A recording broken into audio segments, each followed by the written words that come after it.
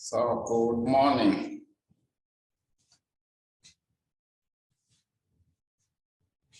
So let me know the last item that we did. So you are to start on which item? So just remind me the next item we are to discuss.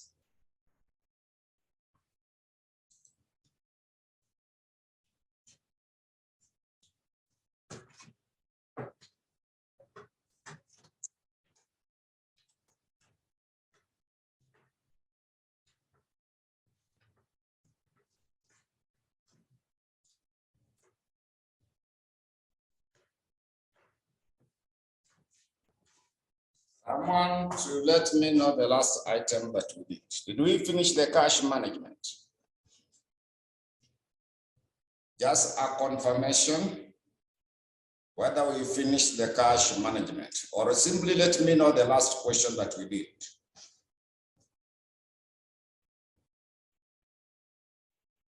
So we did the one for August to question number 4, part B, the one for economic order quantity. So that should have been the conclusion. That should have been the conclusion of the inventory management. So let us go to your handout. Let us go to your handout on page 4. You go to your handout on page 4. There is that part B, which is the cash management. So I want us now to go to the cash management. We can now go to the cash management. So you go to the cash management. So for the cash management, you check the part B of the B on that page 4, where they have said that there are normally 2 models of the cash management. There are normally 2 models of the cash management. You can see there is the Baumol cash management model, then Miller and Oros cash management model. Miller and Oros cash management model.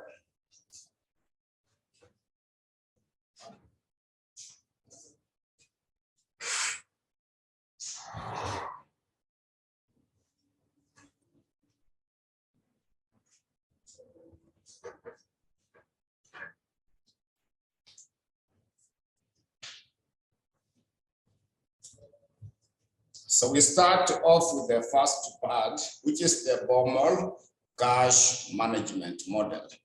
So you can have some few details on that element for the Baumol cash management model, where they have said that the model was developed out of the economic order quantity. It was developed out of the economic order quantity model, and it is normally expressed as follows. So that was EOQ that you are able to deal with.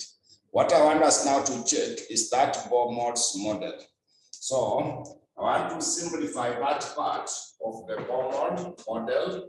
I want to simplify that part of the Baumol's model.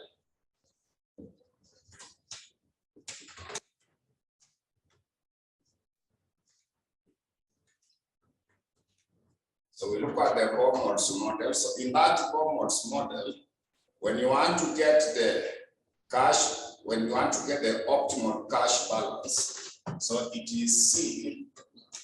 C is the optimal cash balance. It is supposed to be given by 2 G. You divide by K like that. You divide by K, then we get the square root like that.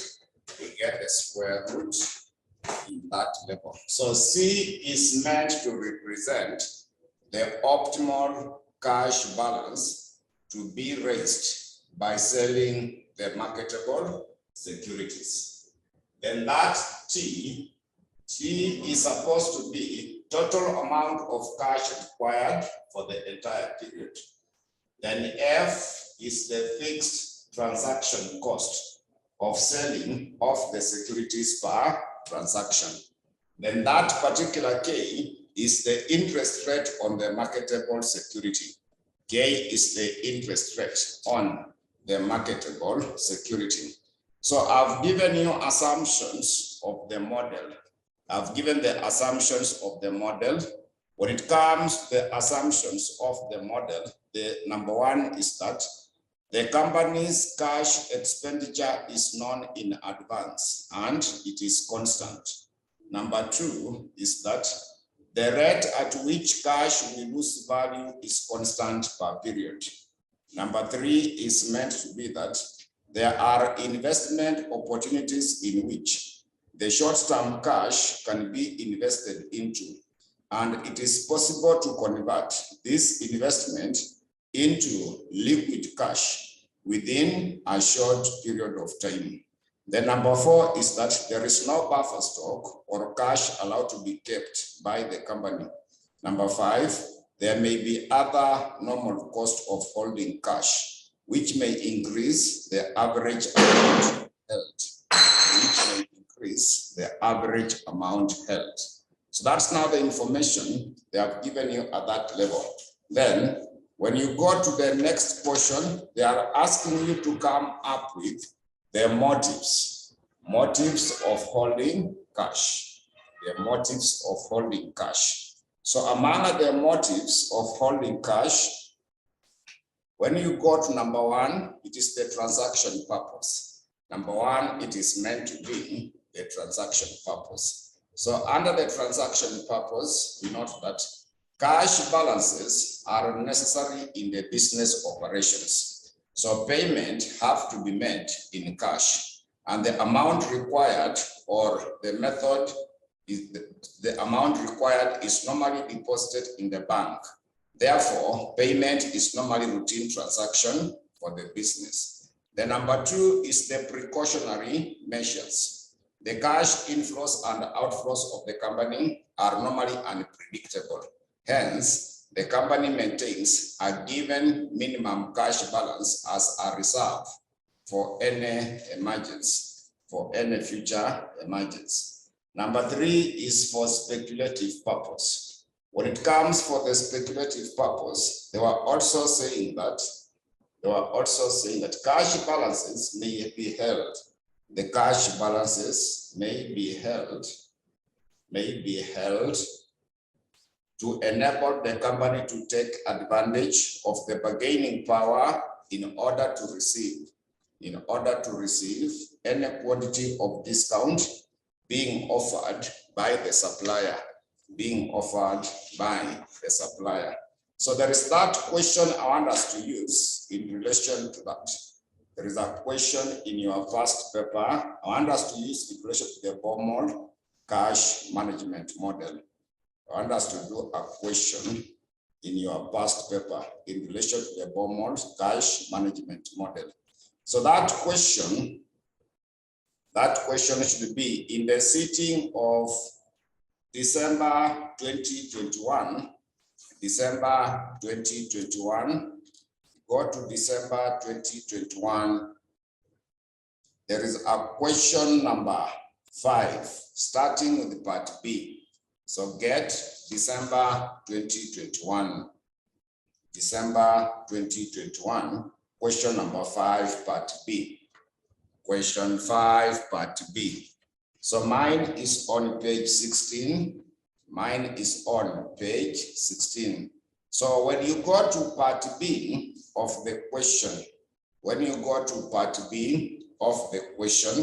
that part B, they had said that analyze 3 motives of holding cash. They wanted you to analyze the 3 motives of holding the cash. Those motives are already given in the handout that I've indicated. Number 1 is the transaction purpose. The reason why you hold cash is 1, to transact. Number 2, for precautionary measures. Number 2 is meant to be for the precautionary measures. Then number 3 is for speculative purpose. So those are the major ones. Those are the major reasons why we normally hold cash. So that is now what you can be able to have for that part of the question. So you read through the handout on that page 5. Those are now the motives why individuals normally hold cash. Those are normally the motives why individuals normally hold cash. So let us now go to part C. We go to part C. Part C is about the formal cash management model. So in that particular part C, they were saying that Jasmine Limited generates shillings 100,000 per month. Excess cash, which it intends to invest in the short-term securities. So interest rate it can expect to earn on this investment is 10% per annum. The transaction cost associated with each separate investment of the funds is constant at shillings 500. So required, Roma letter 1, the optimal amount of cash to be invested in each transaction. So the optimal is this amount. C is the optimal amount of cash to be held. So optimal amount of cash to be held will simply be equal to 2FT divided by K.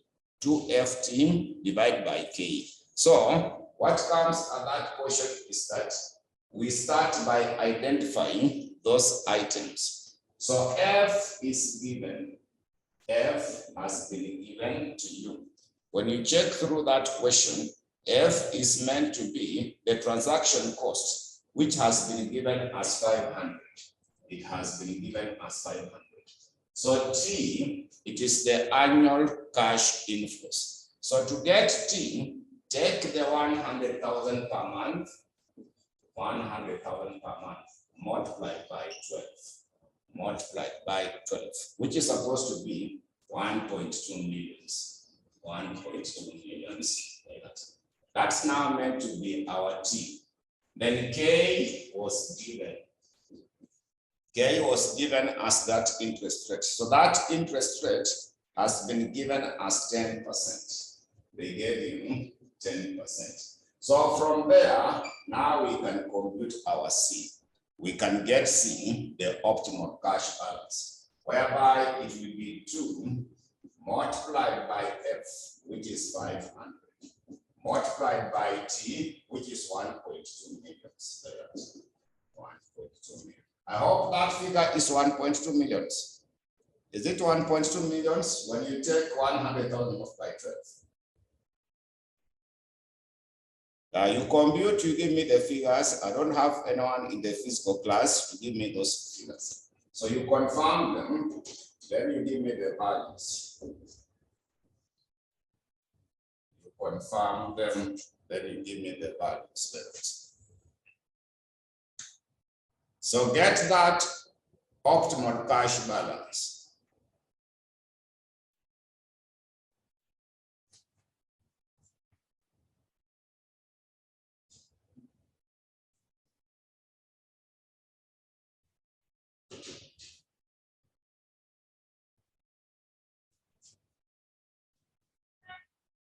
So what is the optimal cash balance?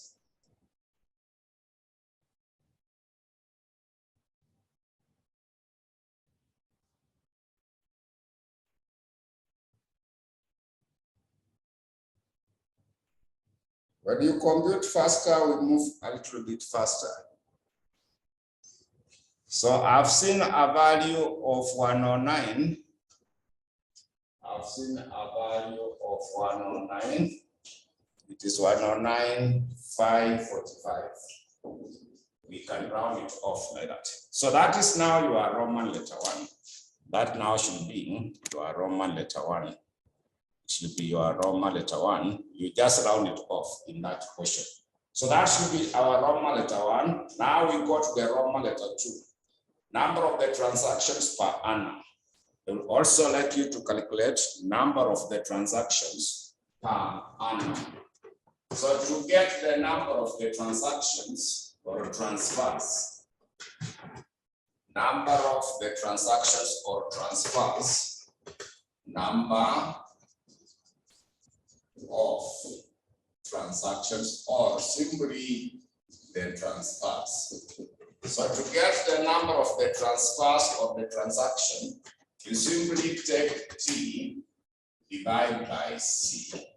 When you want to get the number of the transaction that you transfer, you simply take T divided by C. So our T is 1.2 million. Our C, it is 109,545. It's 109,545. So how many orders or transactions should we be able to have?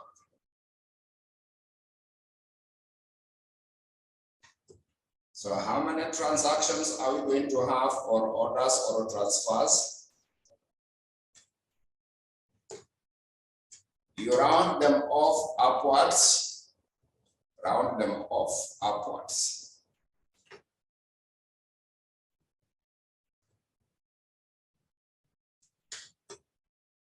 So I've seen 10.95, which means there are 11 transfers, which means there are 11 transfers, which means there are 11 transfers. So now after that, we go to the Roman letter 3. Total cost of making the transaction.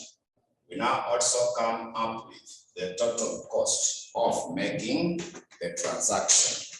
So we get the total cost of making the transactions. So total cost, there are two items there. So to get the total cost, there are two items. The first one is the holding cost. The first one will be the holding cost. So holding cost is a half CK, like that. The holding cost will be a half CK. The holding cost will be a half CK. So it is the same as a half. So C, we have already calculated C. C is 109,545. So K is 10%. 10% is the same as 0.1. You get that. So that's now the holding cost. Then number 2. Number 2 will be ordering cost. Number 2 will be ordering cost. So ordering cost is given by T over C multiplied by F. So the ordering cost, you simply take T divided by C multiplied by F. So T was 1.2 million. T was 1.2 million. So C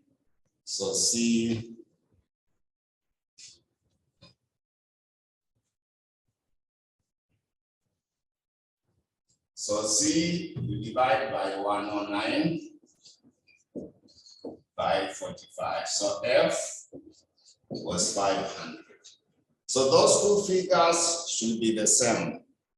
The two figures confirm whether they are the same, then you add them together.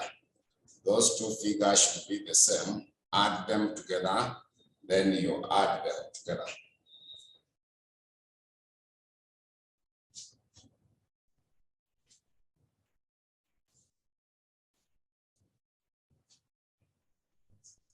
So are they the same?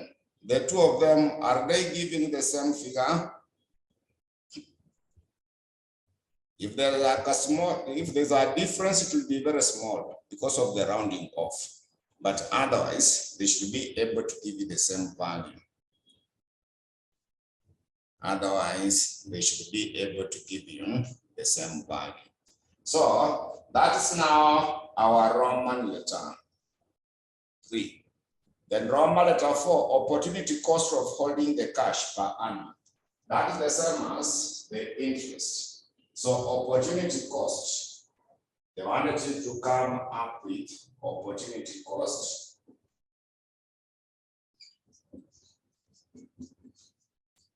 So opportunity cost is the same as the total interest. Opportunity cost will be the total interest. So total interest per annum total interest per annum, simply get the 10%. 10% of 1.2 million. So opportunity cost is the same as the total interest per annum. So that total interest per annum, you simply get 10% of 1.2 million. You simply get 10% of 1.2 million.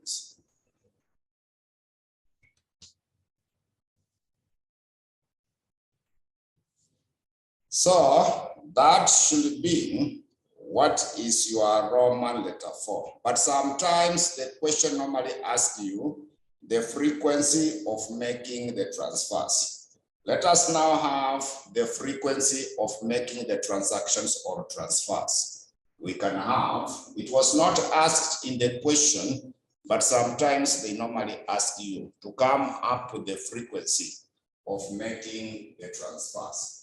So to calculate the frequency of making the transfers, when you are calculating the frequency of making the transfers, so it is that you say that 11 orders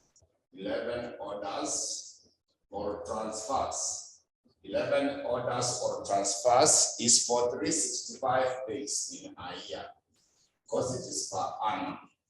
So 11 orders in a year, they are meant to be for 365 days. So how about one order?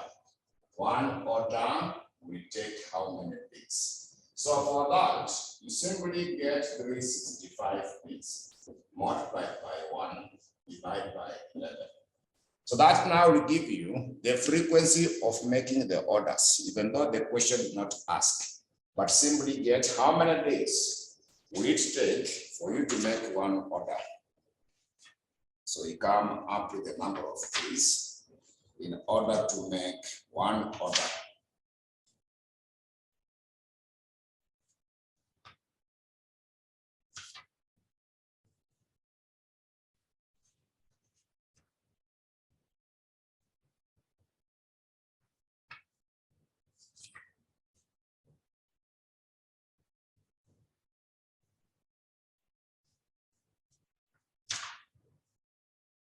So it will be able to take 34 days for you to make one order. So let me get you another question. You can also have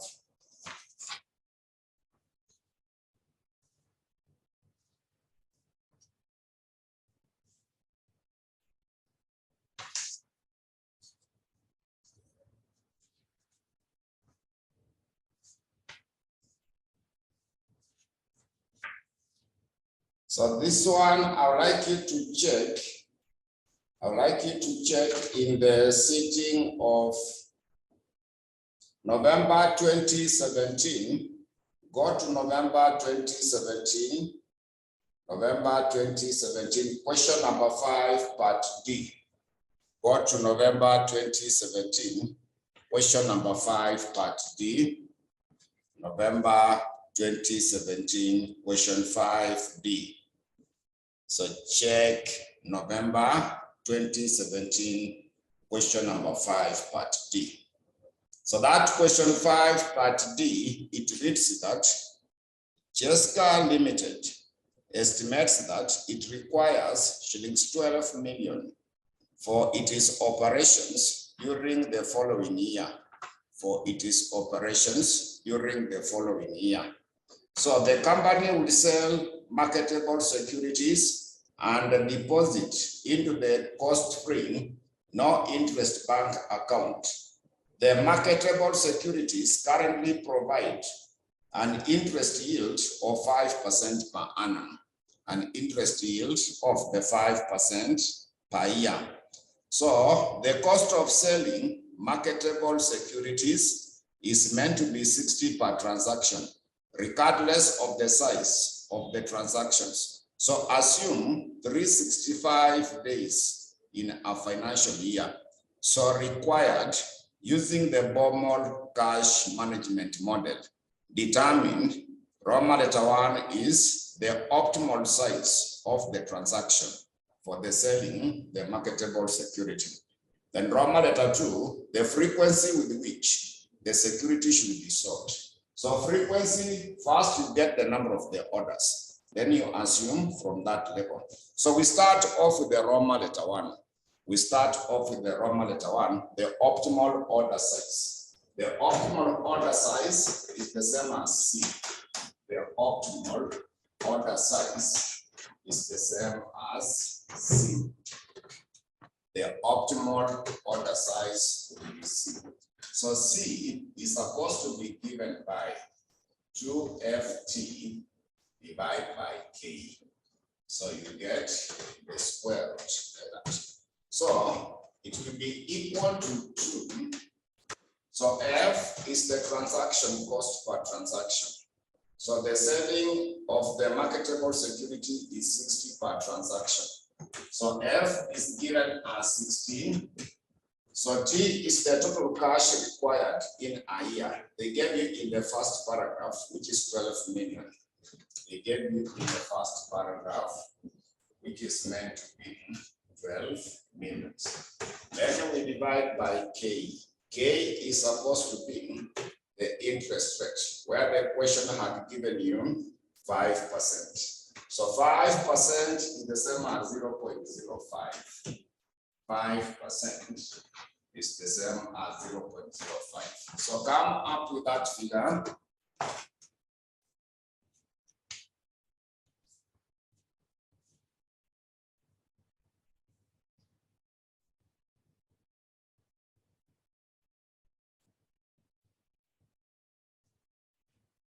So get that value for C.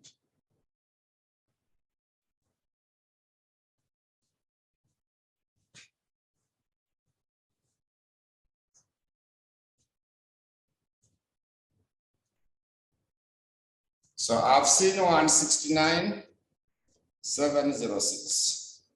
I've seen a value 169,706. 706 like that. Anyone else who has completed? Anyone else who has calculated? Confirm. I've only seen from patients. The others have not given me any value. Okay, they are saying it is the same figure. So that should be now your Roman letter 1. That's now meant to be your Roman letter 1. So we go to the Roman letter 2. But in the Roman letter 2, before you get the frequency, first of all, get the number of transactions or number of orders. We need to get first the number of the orders. We must first of all get the number of the orders. So to get the number of the orders, what you need to do, you simply take T, divide by C. So you take that 12 million, divide by 169,706, so that you come up with the number of the orders. So that you come up with the number of the orders.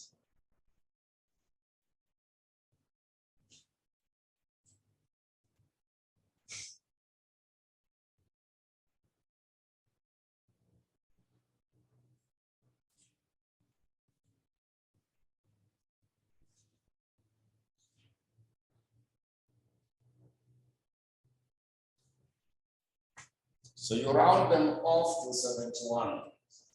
Always round them off upwards. So there are 71 orders. 71 orders or transfers. So now you say that 71 orders. 71 orders is for 365 days. Is for 365 days. Is for 365 days. How about one order? One order will give you how many days?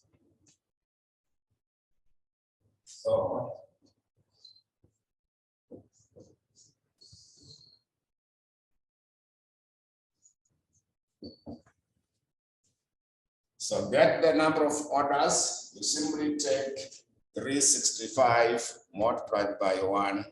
Then now you divide by 71. So it will be able to take you around 5.14 days. So roughly there are 6 days, but you need to have it first of all calculated. So I've been given a figure of 5.14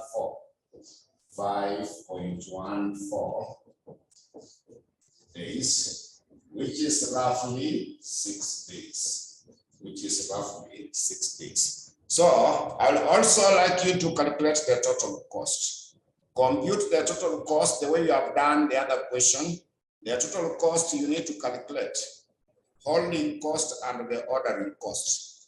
Also calculate the holding cost and the ordering cost.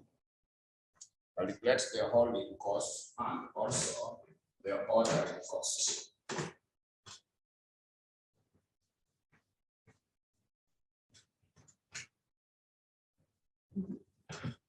So you also compute the holding cost and the ordering cost. So holding cost, you simply take a half Q, a half C, like that. So that's the same as a half multiplied by 169,706 multiplied by 5%. 5% is the same as 0.05.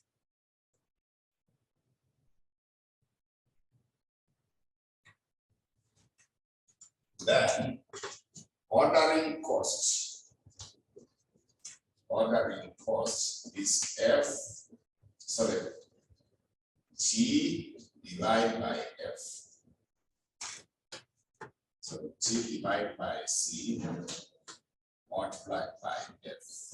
Like that.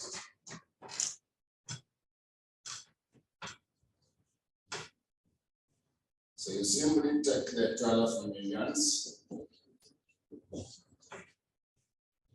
divide by 169,706. So F there is meant to be 60. So add them together to give you the total cost.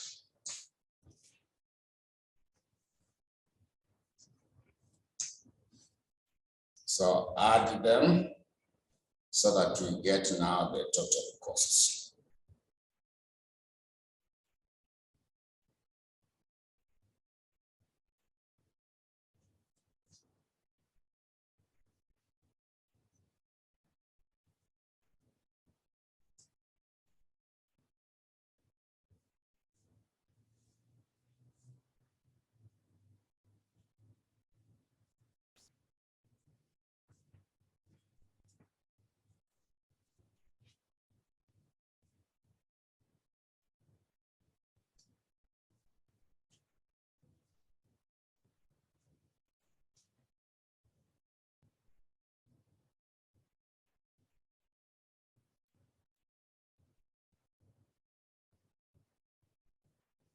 So what should be the total cost?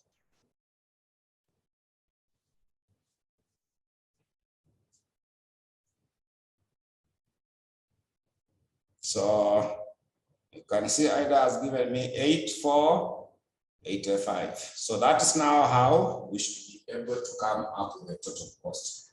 Sometimes they may also ask you to get the average cash balance. They may also ask you to get the average cash balance.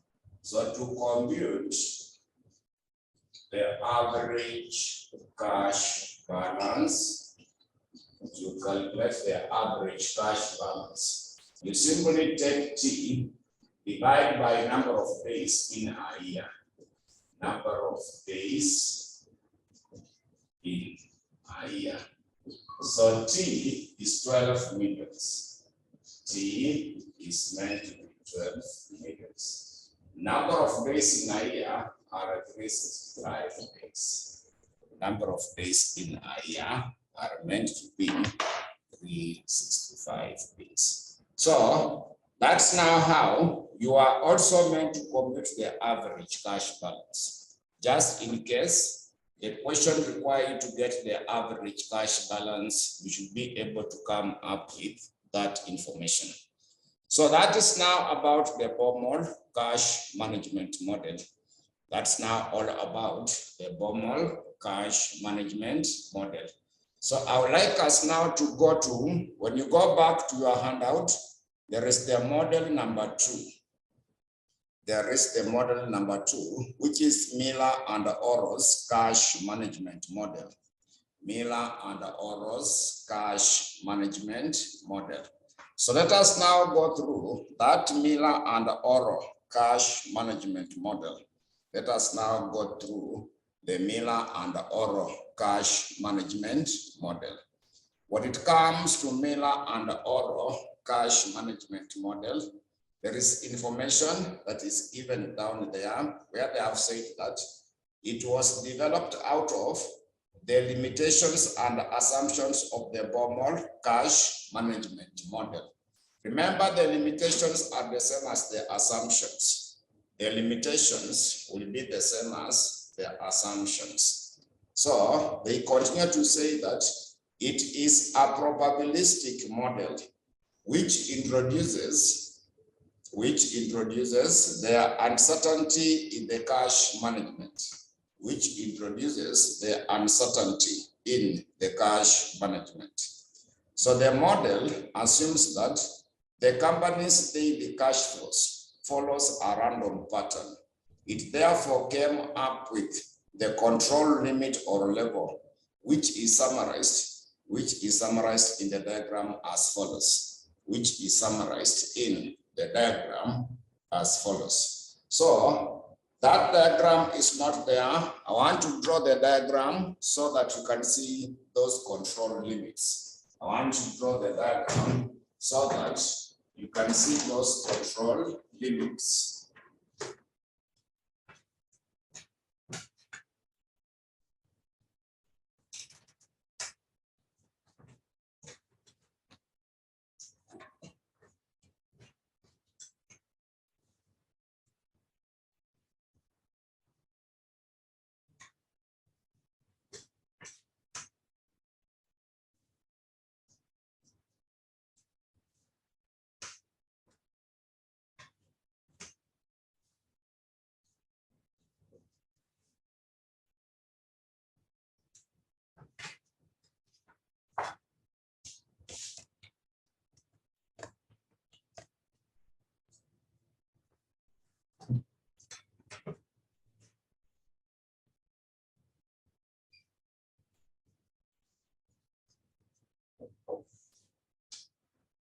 So this side we have the cash limits.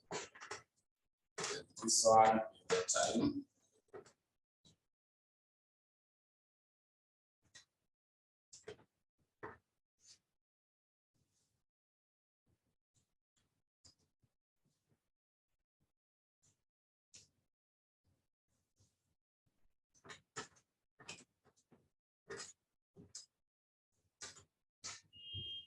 So this is the lower limit.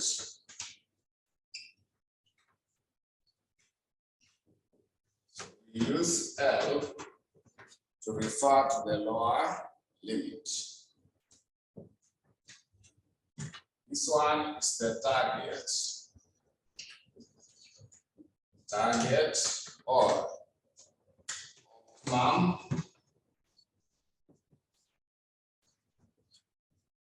Target or optimum. It is the target or optimum. Target or optimum or return point. It is the target or optimum or the return point. Then we use Z. We use Z to refer to that point. We use Z to refer to that point. This other one is supposed to be the upper cash limit. Is the upper cash limit, which is the same as H. upper cash limit, which is the same as H. The upper cash limit is the same as H.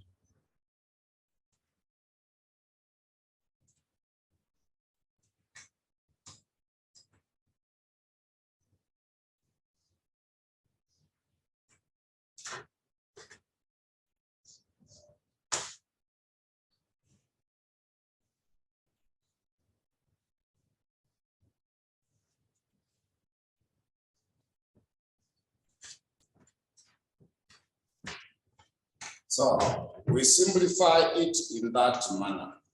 We simplify it in that manner. So that diagram was not there. The diagram was not there, but now you can see the diagram. So now when you continue, they were able to give you some details on that.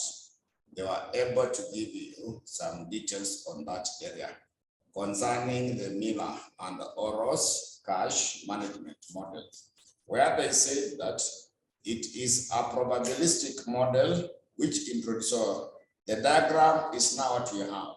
They continue to say that Miller and Oros cash management is used to make decisions as follows. Miller and Oros cash management is used to make decisions as follows. So A, when the cash balances increases, up to the upper limit H, then the company should invest shillings H minus Z in the short-term marketable securities. The company should invest shillings H minus Z in the short-term marketable securities. Then B is that when the cash balances reduces up to the lower limit L, then the company should convert shillings Z minus L from the short-term marketable securities into cash. From the short-term marketable securities into cash. Then C, they are saying that if the cash balances are along the optimum limit, i.e. at Z, then no action should be taken. Then they have come up with that element where they are saying that according to Miller and Oros, so N, the lower cash limit L is normally provided from the company's experience, and it will always be given.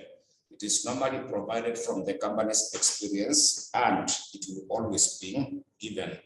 Then B, the optimum or target or return point is calculated as follows. So it is not there.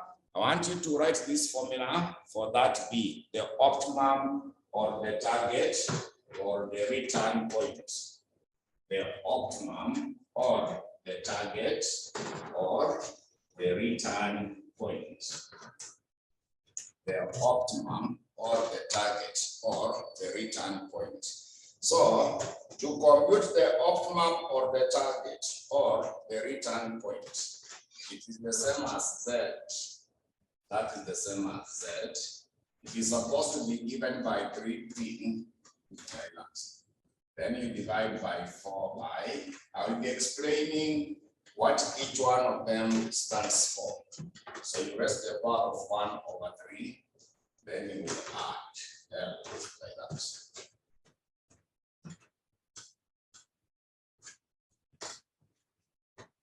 So that will be now the formula.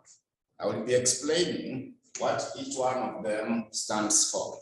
I will be able to explain what each one of them stands for.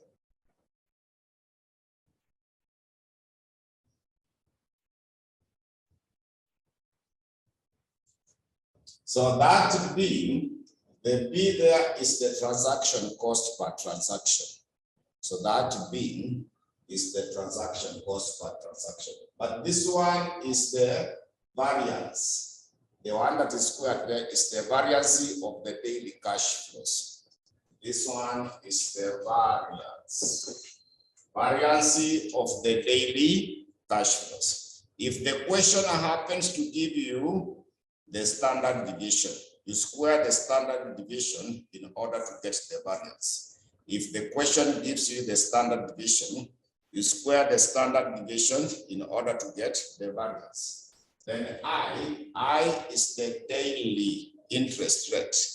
I is meant to be the daily interest rate. I is meant to be the daily interest rate. Then L is the lower or the minimum cash balance. L is the lower cash balance. So that's now how you are to get the optimum or the target or the return point. Then they have also given the formula for the upper cash limit. So upper cash limit, the formula is given in the handout. You read. Then you can see the average cash balance is also given. You read.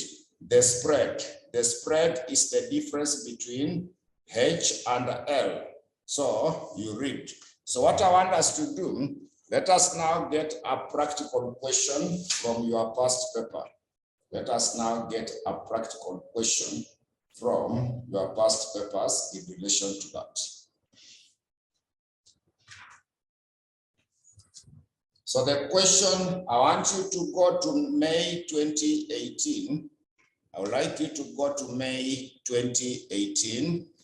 So I want you to check the one for May 2018. So May 2018, there is a question number 1, part C. May 2018, there is a question number 1, part C. That question 1, part C for May 2018. Question 1, part C for May 2018, it reads that Mandani Enterprise maintains a minimum cash balance. It maintains a minimum cash balance of shillings 10,000. A minimum cash balance of shillings 10,000. The standard deviation of the daily cash flows is shillings 2,500. Is shillings 2,500. The transaction cost of each marketable security is 20 shillings. Interest rate on the marketable security is 9.2%. Is 9.2% per annum. Assume 365 days in a year. So required using Miller-Urey model of the cash management. Using Miller-Urey model of the cash management, determine Roman letter 1, the optimal cash balance. Roman letter 2, the upper cash limit. Roman letter 3, average cash balance. Roman letter 4, the spread. So we start off with the Roman letter 1, the optimal cash balance. We start off by calculating the optimal cash balance. We start off by calculating the optimal cash balance. So optimal cash balance is the Z. The optimal cash balance is the Z. So Z is supposed to be given by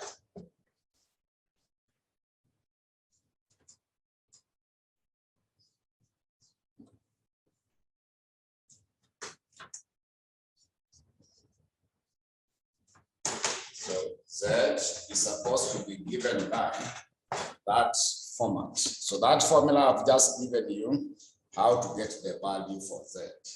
Z is the optimal cash balance. So from the information that we have been given, green, so B is the transaction cost per transaction. The question has given you 20. The question has given you 20. Then the variance. Variance is 2005. Standard deviation is 2005. So you square. When the question gives you the standard deviation, remember to square it in order to get the variance. Then you divide by 4. So I is the daily interest rate. The question gave you per annum. The question gave you per annum, but we need to convert it into per day.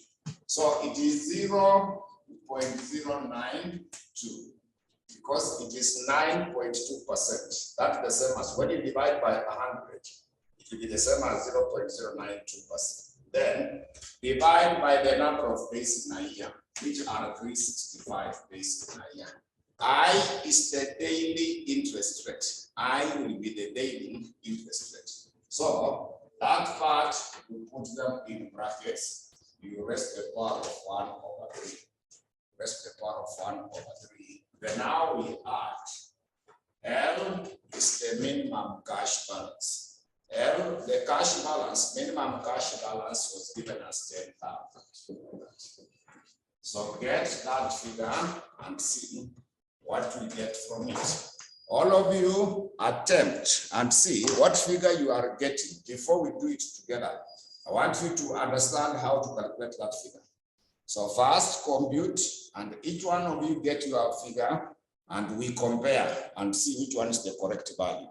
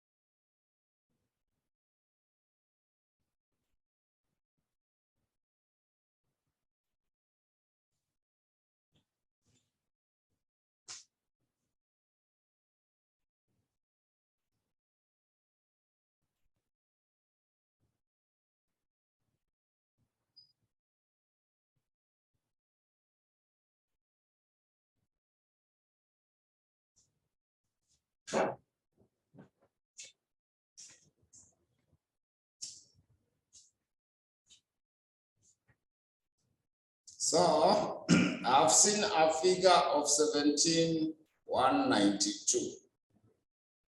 17,192. Are we all getting that same value? Are we all getting 17,192?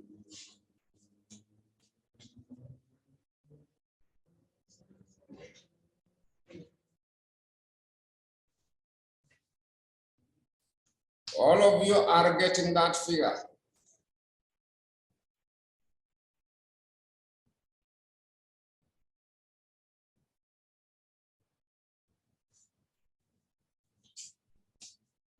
Others are quiet. I can only see from 2 people that have given me their figures. How about the rest of the class? Yeah, so that should be now our Roman letter 1. That is now meant to be the Roman letter 1. So after the Roman letter 1, we go to the Roman letter 2. Roman letter 2 is the upper cash limit. Roman letter 2 is the upper cash limit. So from the handout I've given you, you can see the upper cash limit. Upper cash limit is the same as H. H is supposed to be given by 3Z minus 2L. It is 3Z minus 2L. So it will be 3. Z is 17,192. We subtract 2L. L was 10,000. So get for me that figure.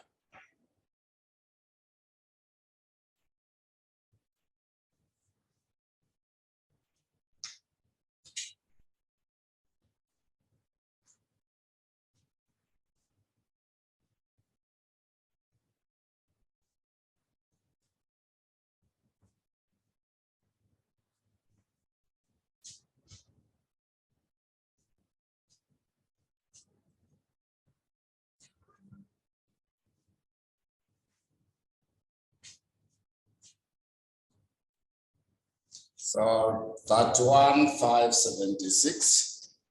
31,576. We have 31,576. So we go to Roman letter 3, average cash balance. I've also given you the formula for the average cash balance. I've also given you the formula for the average cash balance. So average cash balance is supposed to be given by 4Z minus L divided by 3. So it will be 4. So Z was 17,192.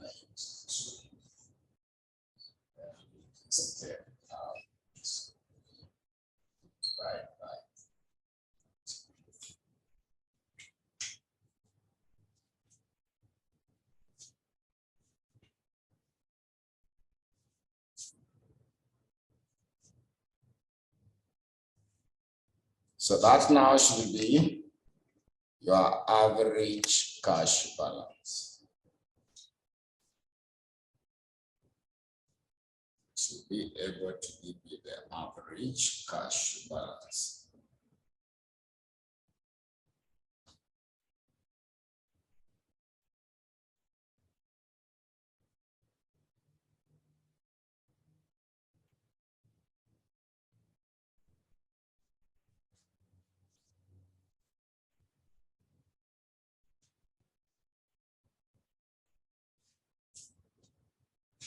So average cash balance, I can see 19,590.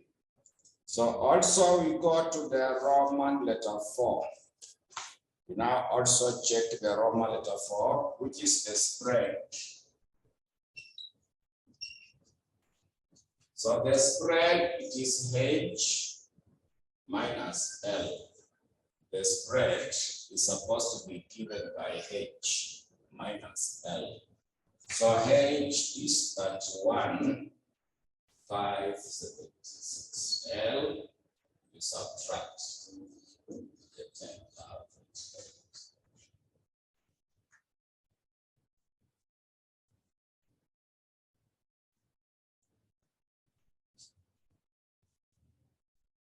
So that is all for that particular question.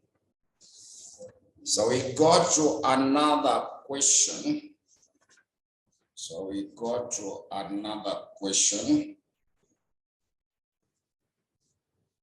So this one should be November 2020, question number 3, part A. November 2020, question number 3, part A. November 2020, question number 3, part A. So that November 2020, question 3, part A, November 2020, question number 3, part A. So that question 3, part A reads that, mine is on page 28. Mine is on page 28. So that question 3, part A, it reads that the following information relates to Baobab traders. It relates to Baobab traders. So number 1, minimum cash balance is given as 8,000. Variance of the daily cash flows is given as 4 million. So the variance is given, but you can still get it by squaring the standard deviation. The standard deviation was 2,000, you can square it. Number 3, the transaction cost for buying or selling the securities is 50 shillings. Then note number 4, interest rate is 0.025% per day. So now required, using Miller-Urey model of managing cash, determine the following. So Roman letter 1, the spread. You cannot get the spread unless you have answered Roman letter 3. You start with the Roman letter 3, which is the return point. Return point is the same as Z. You start with this Roman letter 3, where you get the return point. Then you go to the Roman letter 2, where you get the upper cash limit. Then now you can go to the spread. But now they also asked you to make a decision. In Roman letter form, propose a decision rule for each management, cash management to the company, based on the calculation in A, Roman letter 1 to Roman letter 3 above. So we start off with the Roman letter 3. We cannot get Roman letter 1 unless you have Roman letter 3, then you go to Roman letter 2, then you go back to the Roman letter 1. That should be the order. You must first get the return point, or the optimum, or the target. That's where you start from. That is where you will start from.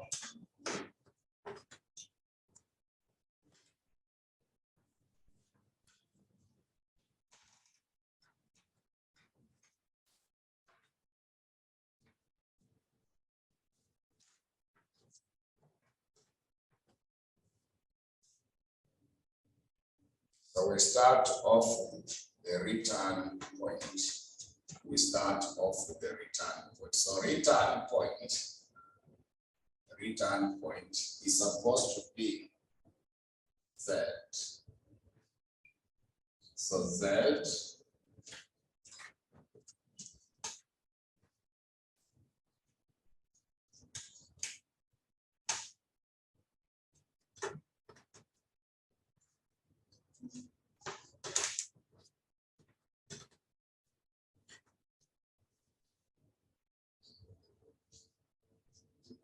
So B is the transaction cost per transaction.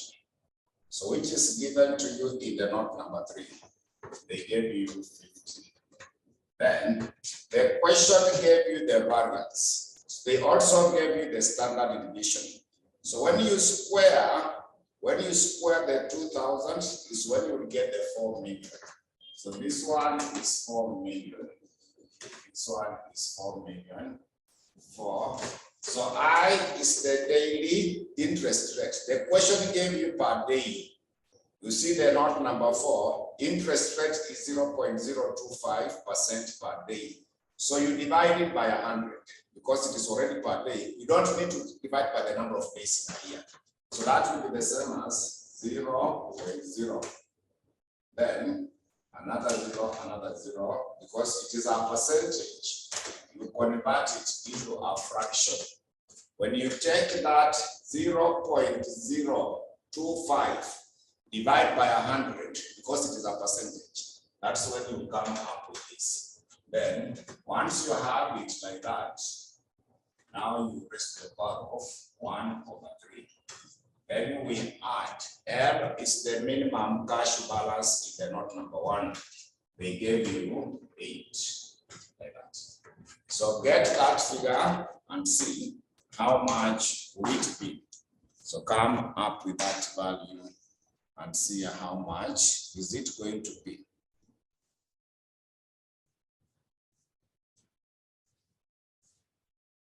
So what figure do you get from that?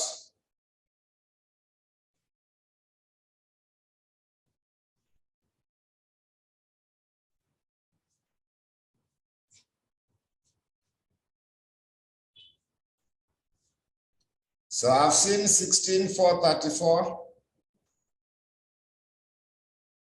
And no one else was calculated. And no one else was computed.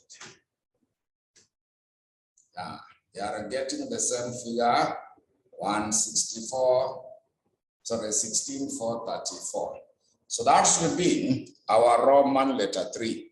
So now we go to the Roman letter 2. Roman letter 2 is the upper cash limit.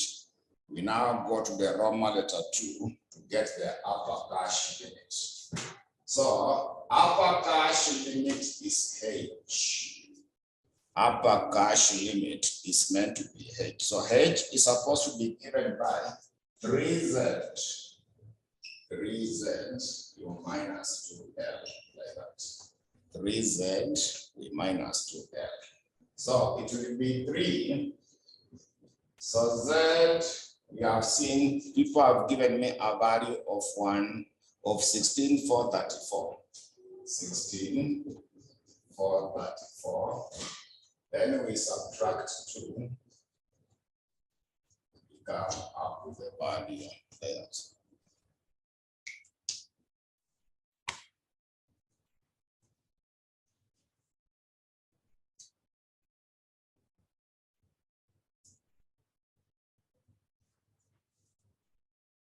So I've seen 33,202. I've seen 33. I've seen a figure of 33,202.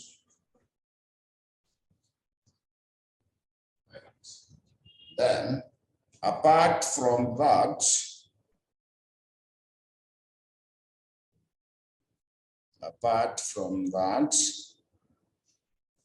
you can now get the spread, the Roman letter 1.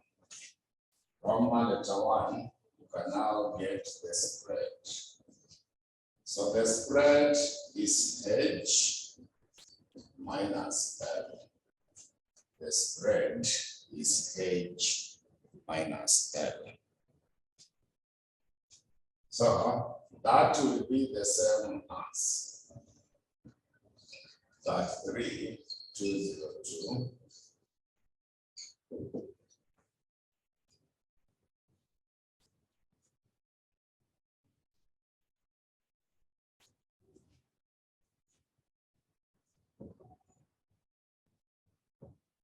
Is it 333 3320? Can you confirm Is this figure 3 AMA 2?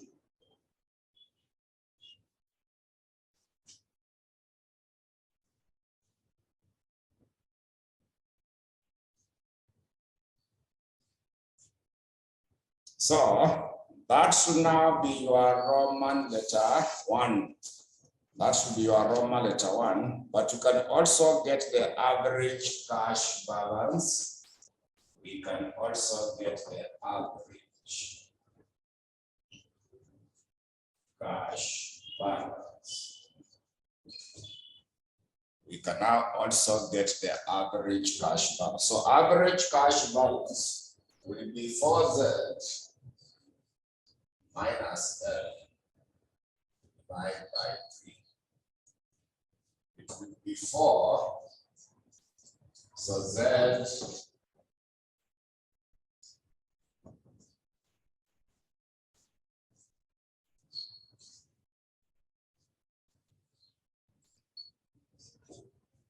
so also get the average cash balance. Also come up with the average cash balance.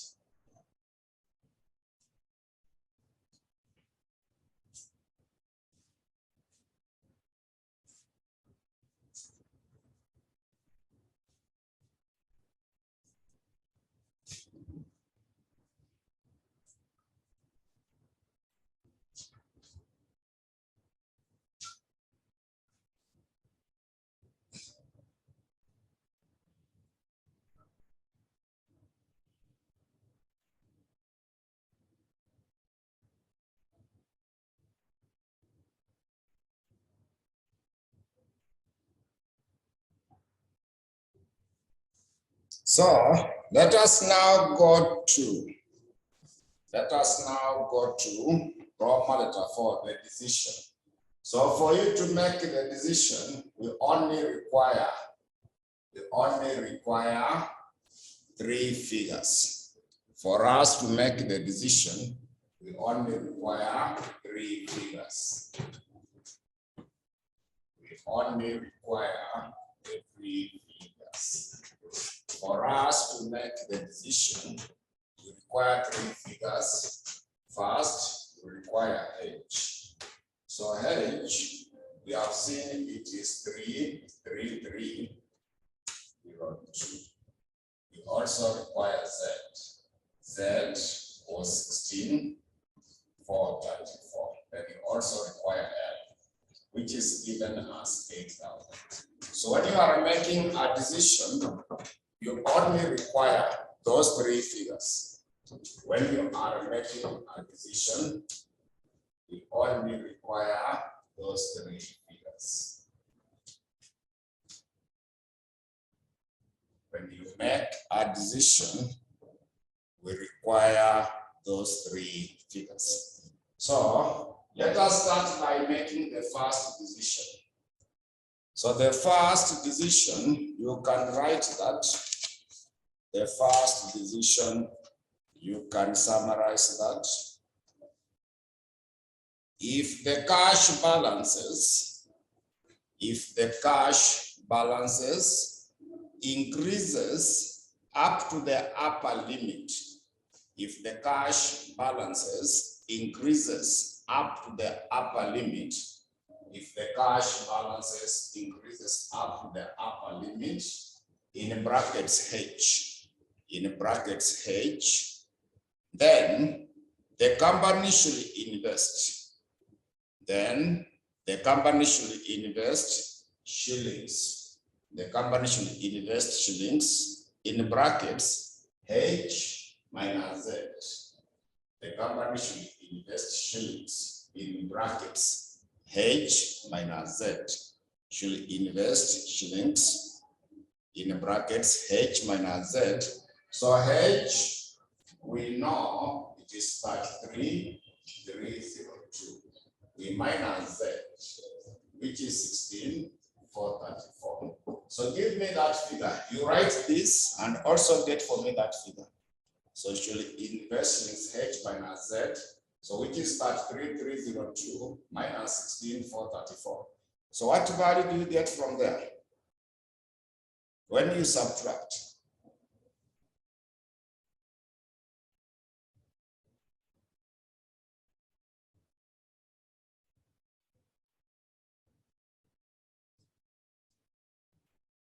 you are getting which figure?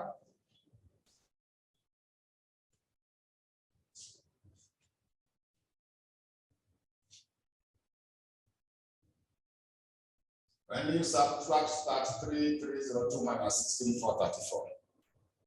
So I can see 16868.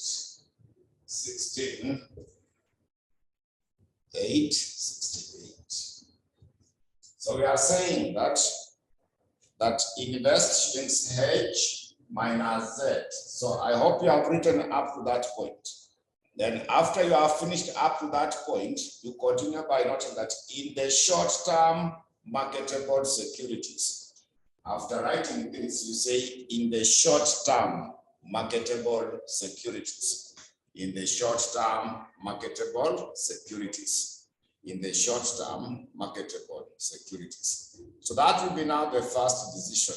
If the cash balances increases up to the upper limit, then the difference between the two should be invested in the short-term marketable securities. Should be invested in the short-term marketable securities. Then the second decision, you write that if the cash balances reduces up to the lower limit, if the cash balances reduces up to the lower limit L, up to the lower limit L, up to the lower limit L, then the company should convert. Then the company should convert shillings. The company should convert shillings Z minus L. Then the company should convert shillings Z minus L. So Z is 16,434. L is 8,000. The company should convert 16,434 minus 8,000. That is Z minus L. So this one, I suspect it should be able to give me 8,434. Should be able to give you 8,434. So you are saying that if the cash balances reduces up to the lower limit L, then the company should convert shillings Z minus L from, so you write that and also that figure. Should convert shillings Z minus L from short-term marketable securities, from the short-term marketable securities into cash, from the short-term marketable securities into cash, from the short-term marketable securities into cash, from the short-term marketable securities into cash. That's the decision number 2. Then decision number 3 is that, if the cash balances are along the optimum limit, if the cash balances are along the optimum limit, if the cash balances are along the optimum limit, i.e. at Z, then no action should be taken. If the cash balances are along the optimum limit, i.e. at Z, then no action should be taken. Then no action should be taken. So that's now how you are to make the decisions in the Roman letter form. So I will give you a question you will attempt as your assignment in relation to that part. I will also give you a question .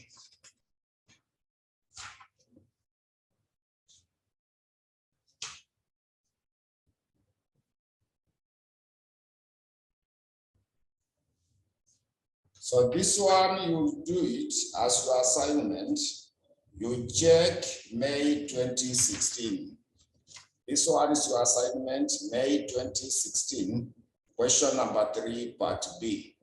May 2016, question number 3, part B. May 2016, question number 3, part B. That one you will do it as your assignment. That one will do it as your assignment. So what you have been doing now is the cash management. Remember, we did something in the last class about the inventory or the stock management. Now the one we have checked at the moment is the cash management. So I want you to go back to the handout you have. The handout you have, I want you to go to page 5 towards the end. We now go to page 5 towards the end. So that page 5, there is something indicated there as the debtors or account receivable management. There is something we refer to as the debtors or account receivable management or accounts receivable management. See the account receivable management. So that's now the next item I want us to check. We looked at the stock or inventory management. Today we have looked at the cash management. Now we go to that one, which is the debtors or the account receivable management. So when you go through the handout, they have indicated some information there. So let us go through that part and see what is contained there.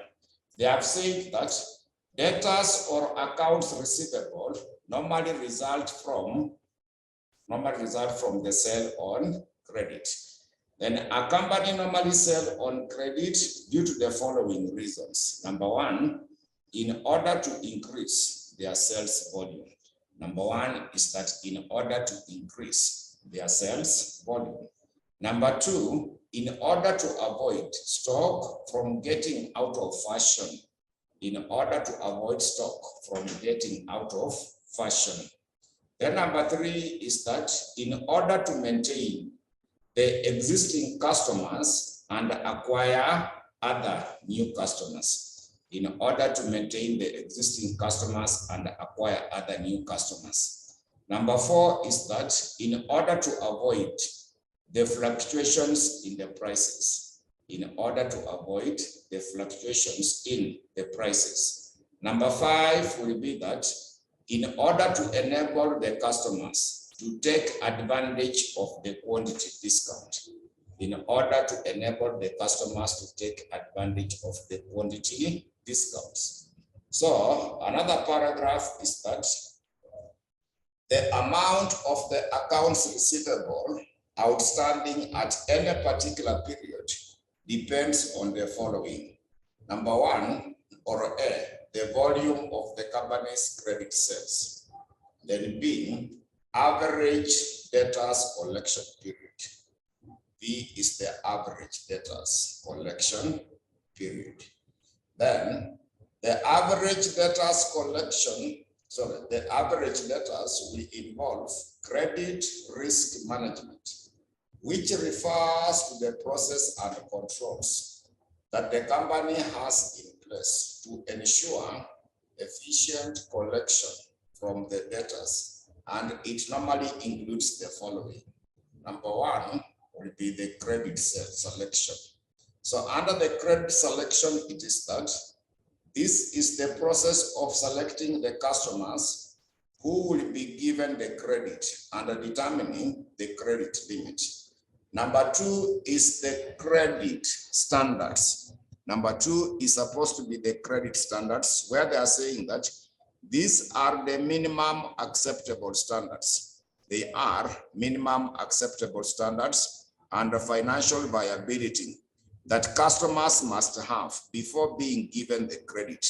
That customers must have before being given the credit. Then they are continuing by saying that the traditional methods of determining the credit standards and the credit selection of the customer will involve the use of 5 C's, which include, so those C's I've given you A, B, C, D, and E. The first C refers to the character. It is the assessment of the customer's honesty and integrity. B, capacity. So it is the assessment of the customer's ability to pay. The C is the capital. It involves the assessment of the capital resources of the customer. D is collateral or security. This involves evaluation of the security available for the credit. Then E is the condition. The decision to give credit to the customer may be influenced by the prevailing conditions in the country. That's now number two, number one and number two, the credit selection and the credit standard. Then now there is number three, the credit terms. So under that part of the credit terms, they are also saying that this involves setting out the credit period allowed and any discount offer for the earlier payment. The credit terms may involve terms like 2/10 net 30, 2/10 net 30. So 2 is the discount rate and it is indicated there. It's normally a percentage offered if payment will be made within the first 10 days. Otherwise, full amount should be paid after 30 days. Hence, in this case, 2 is the discount rate. 2 is the discount rate, then 10 is the discount period, and 30 is the credit period. So that term you read, get to understand it, because we shall be using it in some of the questions. We shall be getting those terms, which we shall be able to apply in some of the questions. Then, now when you go to D, they have talked about the collection policy.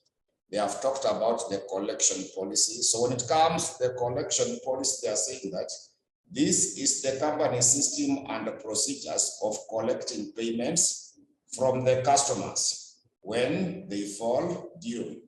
A company may come up with a procedure in order to determine the payment habits of the customer.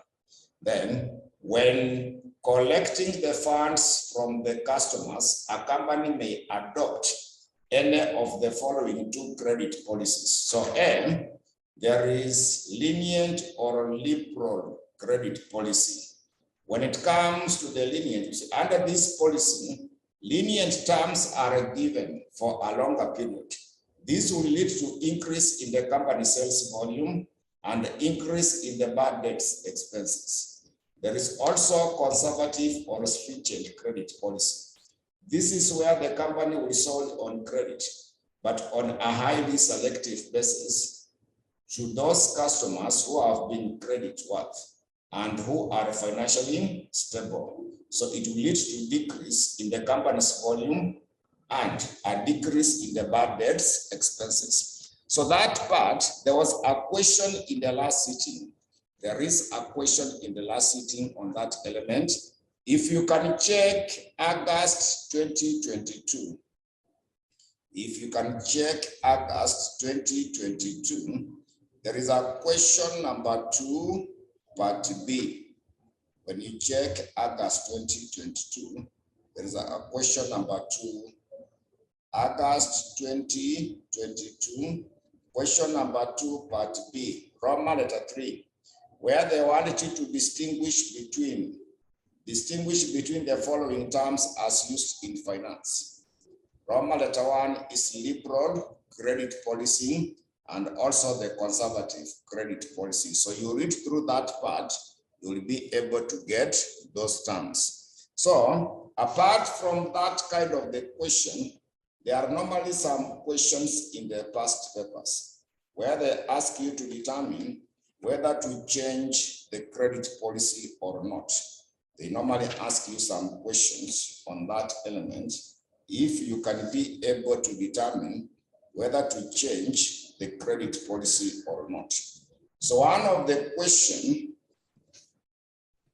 I want us to use in relation to that bit, one of the question I would like us to use in relation to that bit,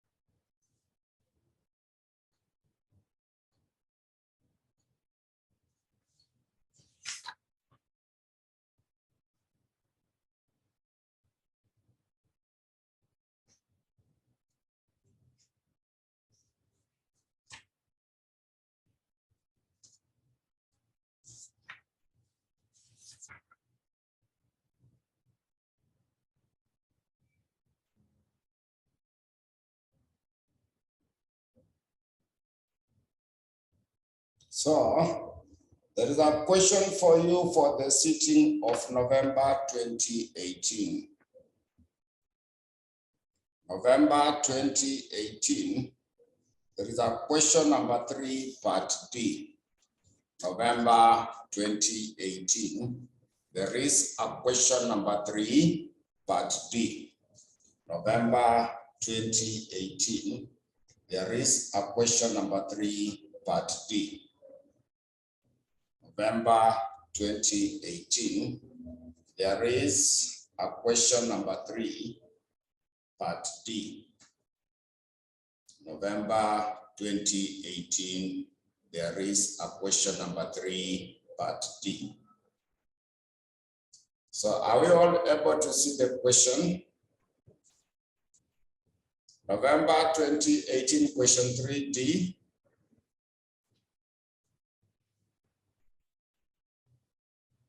November 2018, question number 3, part D. Are we all there? Mine is on page 42.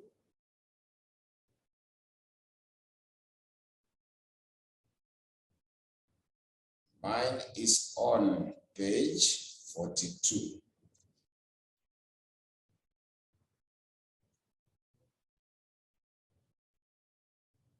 Are we all at that point?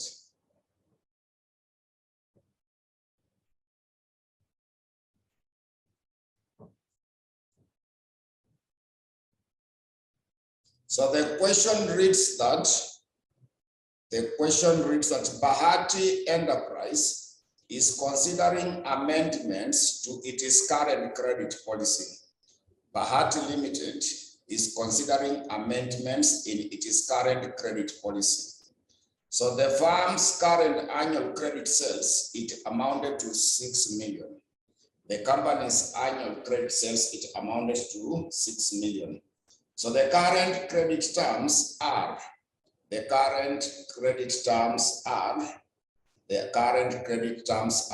are able to give you 30 they are able to give you 30 with an average debtors collection period of 45 days. The following information relates to the proposed credit policy. Number 1, the credit period to be extended to net 60. Number 2, annual sales are expected to increase by 20%. The annual sales are expected to increase by 20%. Note number 3, bad debts are expected to increase from 2% to 2.5% of any credit sales. Note number 4, credit analysis and debt collection costs are expected to increase by 84,000 per annum. The return on investment in debtors is 12%. Note number 6, for every 100 shillings of sales, 75 is the variable cost. Note number 7, assume 1 year has 360 days. So required, advise the management of Bahati Enterprise on whether to adopt the proposed credit policy. So what you need to do, we prepare the income statement under the current policy. You compare that with the income statement under the new credit policy. But before then, there are some workings you need to come up with. There are some workings you need to come up with to that area. There are some workings you need to come up with. So among the workings, first, get the variable cost ratio. First, get the variable cost ratio. Variable cost ratio is given by V divided by P. So V, when you go to the note number 6, for every 100 shillings of sales, there is 75 in the variable cost. So V is 75. V is 100. So you take 75 divided by 100. So this will obviously be 0.7. 0.75. Then the other thing I also want you to know is how to get the average debtors. So average debtors, it is supposed to be given by the credit sales. That's the credit sales. Multiplied by average collection period. Average collection period. Then you divide by the number of days in a year. Divide by number of days in a year, like that. So when you want to get the average debtors, you simply get the credit sales multiplied by the average collection period. Then you will be required to divide by the number of days in a year. You will be required to divide by the number of days in a year. So from that point, you are now to prepare the income statement. Let us now come up what is supposed to be the income statement. So we come up with the income statement. So in the income statement, so we come up with the income statement. So in the income statement, we shall be having before the change. Before the change in the policy. And also the one after the change. After the change. So before the change is the current policy. After the change is the new policy. So we come up with those details. So those figures will be in shillings. I will reduce them by 3 zeros. So they are shillings. I will reduce them by 3 zeros. They are shillings. Reduce them by 3 zeros. So we start off with the sales. We start off with the sales revenue. Start off with the sales revenue. So sales revenue was given. They gave you in the first paragraph. Currently, there are 6 millions. There are 3 zeros at the top. There are 6 millions, but there are 3 zeros at the top. When you go to the note number 2, they say that annual sales are expected to increase by 20%. So after the change, get 120% of the 6 million.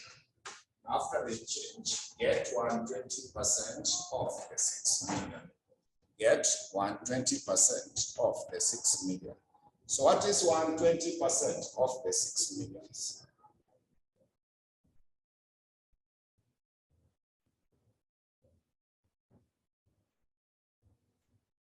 So we get 7.2 millions. We get 7.2 millions. So we less the variable costs. We less variable. So variable cost, we calculated the variable cost ratio. We had calculated the variable cost ratio, which was 0.75. So simply get 0.75 multiplied by that 6,000. So variable cost, we computed the variable cost ratio, which was 0.75. So simply get 0.75 of the 6,000 of the sales. So what do we get at that level?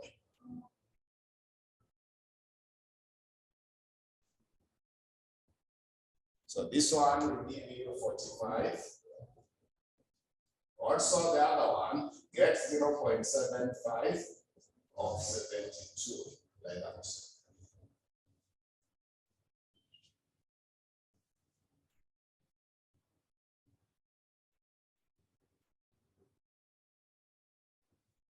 So this one will give us 5,400.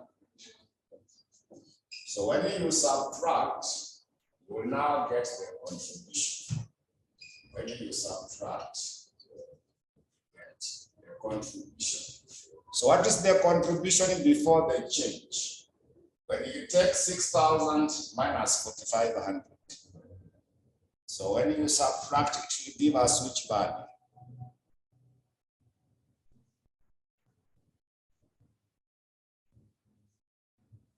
So this one is 15. Also confirm for this other one.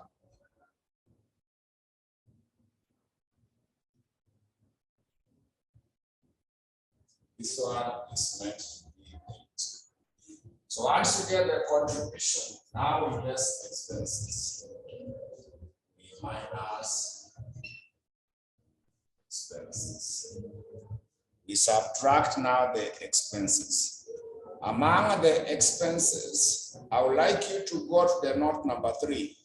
I would like you to go to the note number 3, where you are given bad debts. Bad debts are expected to increase from 2% to 2.5% of the annual credit sales. So we start off with the bad debts. We start off with the bad debts. So in the note number 3, before the change, it is 2%. So get 2% of the 6, which is the credit sales. Get 2% of the 6 millions. What is 2% of the 6 millions?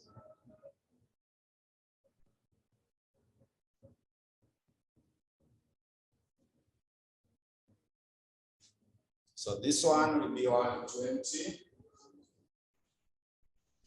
So those ones we are subtracting. If after the change they gave you 2.5. So also get 2.5% of 7.2 million because it is on the credit sales.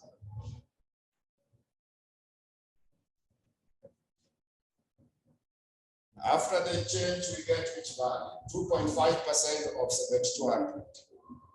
So this one will be 180. So that is one of the expenses that we have. The next expense is in the note number 4. Note 4, they said that credit analysis and debt collection costs are expected to increase by 84,000 per annum. So we have analysis and collection costs. We have the analysis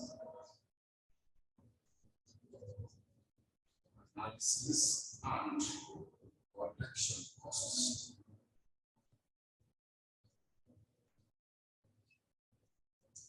So that's note number 3. They have given you credit analysis and debt collection costs are expected to increase. So currently we assume it is not there, but when you change, it will increase by 84. When you change, it increases by 84. But at the moment, because they have not given me the current figure, I just put there a dash. I only include the increase after the change. So that's now another cost that we have from that portion. So apart from that, there is something we normally refer to as the opportunity cost of the debtors. The next item is supposed to be opportunity cost of the debtors. Another expense will be the opportunity cost of the debtors. So debtors are the people to whom you have sold goods on credit, but they have not paid you. If they could have paid you, you could have deposited that money in the bank to earn you interest. So you are losing that interest for them holding your goods.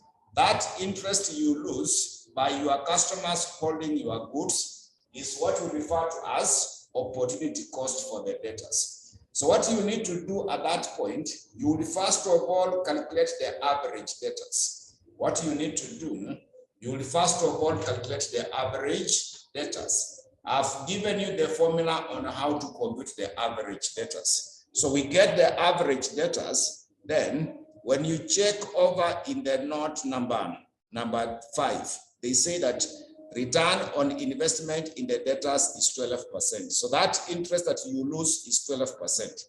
So first, get the average debtors. To get the average debtors, I had given you the formula on how to get the average debtors up there. When you check in our workings, I gave you the formula for getting the average debtors. It is the credit sales. So our credit sales are 6 million, like that, multiplied by average collection period.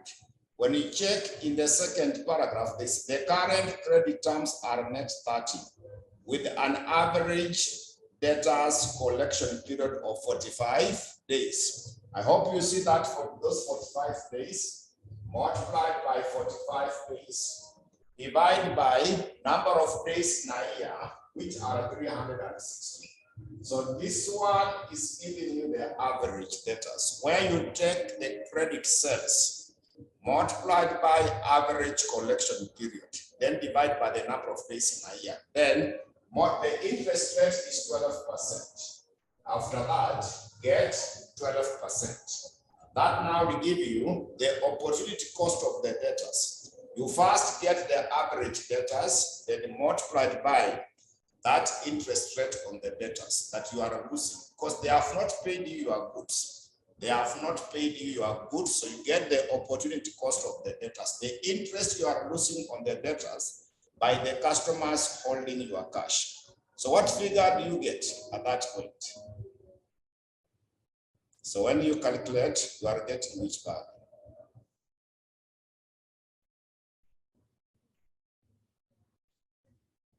So we are getting 90.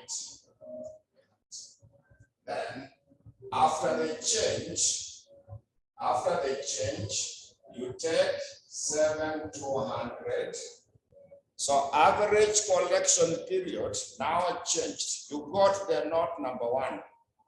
The credit note will be extended to net 60. So now it will be 60. In the note number 1, that collection period has changed to 60 days. Net 60, also divide by 360. And also multiplied by 12%. Also gets 12% of that. So after the change, average collection period is in the note number 1. The average collection period is in the note number 1. So you get that figure.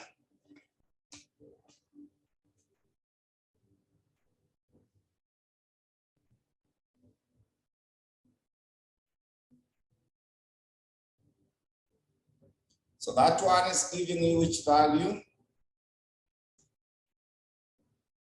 So 144. 144. So subtract those expenses. Those are the only expenses the question had.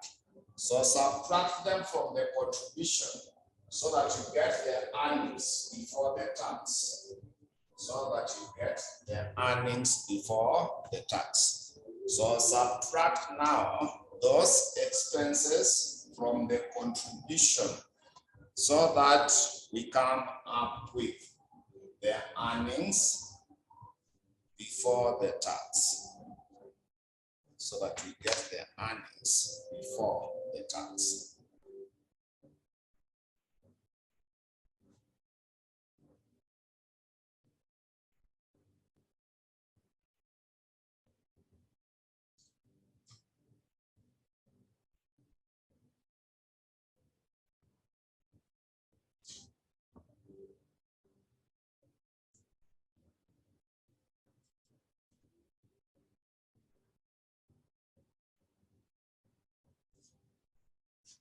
So before I'm getting 1290,